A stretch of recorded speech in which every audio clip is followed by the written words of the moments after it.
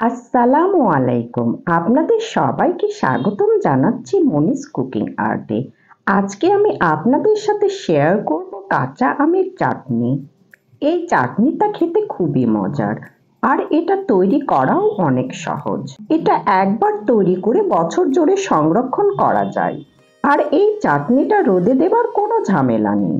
কাঁচা আমের চাটনি বানানোর জন্য আমি এখানে 1 কেজির মতো কাঁচা আম খোসা ছাড়িয়ে ছোট ছোট করে টুকরো করে নিয়েছি। তবে এখানে কয়েকটা আধা পাকা আমও রয়েছে। ছোট ছোট টুকরো করে কেটে নিলে আমগুলো তাড়াতাড়ি সিদ্ধ হবে। এবার আমি চুলার উপর একটা পাতিল বসিয়েছি। তারপর সেখানে দিচ্ছি 2 কাপ পানি। তারপর দিচ্ছি হাফ চা চামচ লবণ ও হাফ চা চামচ হলুদ।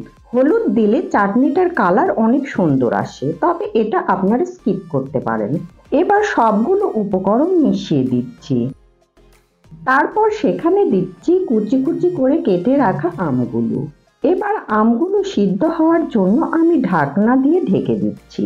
যতক্ষণ আমগুলো সিদ্ধ হচ্ছে ততক্ষণ আমি চাটনিটার জন্য একটা স্পেশাল মশলা বানিয়ে নেব। এজন্য আমি চুলায় একটা প্যান বসিয়েছি।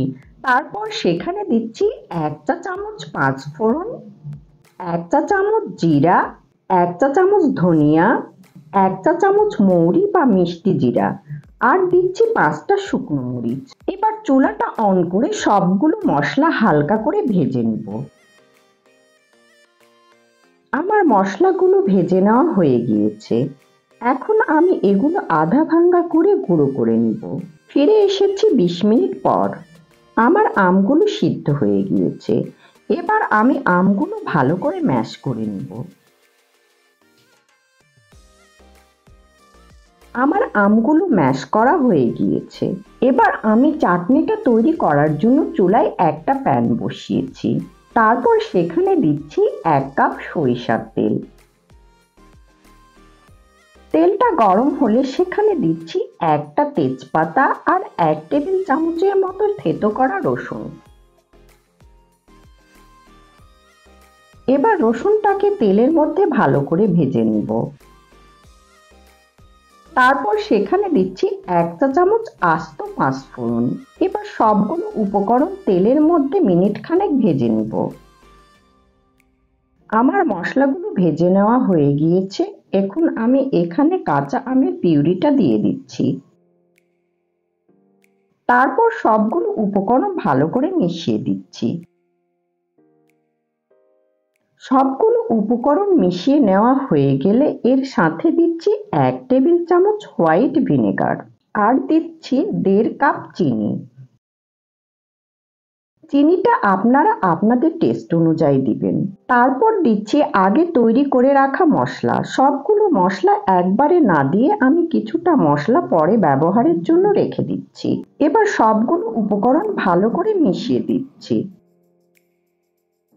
আমার সবগুলো উপকরণ মিশিয়ে নেওয়া হয়ে গিয়েছে। এবার আমি মিডিয়াম হিটে জাল করে চাটনিটা বানিয়ে নিব। চাটনিটা বানানোর সময় একটু সাবধানে থাকতে হবে, কারণ চাটনিটা ফুটতে থাকে আর তখন এটা গায়ে এসে পড়তে পারে। নেড়েচেড়ে জাল করার পর আমার চাটনিটা যখন ঘন হয়ে আসবে সেই পর্যায়ে আমি চাটনিটার সাথে দিচ্ছি 1 চা চামচ বিট লবণ আর বাকি মশলা। এবার সবগুলো উপকরণ ভালো করে মিশিয়ে নিচ্ছি। আমার সবগুলো উপকরণ ভালো করে মিশিয়ে নেওয়া হয়ে গিয়েছে আর আপনারা দেখতে পাচ্ছেন চাটনিটা প্যানের গা থেকে উঠে আসছে, অর্থাৎ আমার চাটনিটা হয়ে গিয়েছে।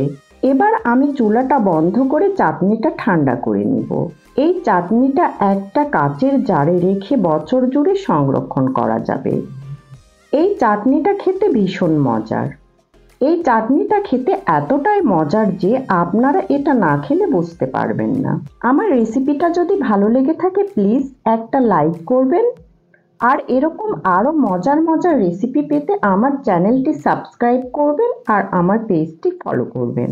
আপনারা সবাই ভালো থাকবেন। আল্লাহ হাফেজ।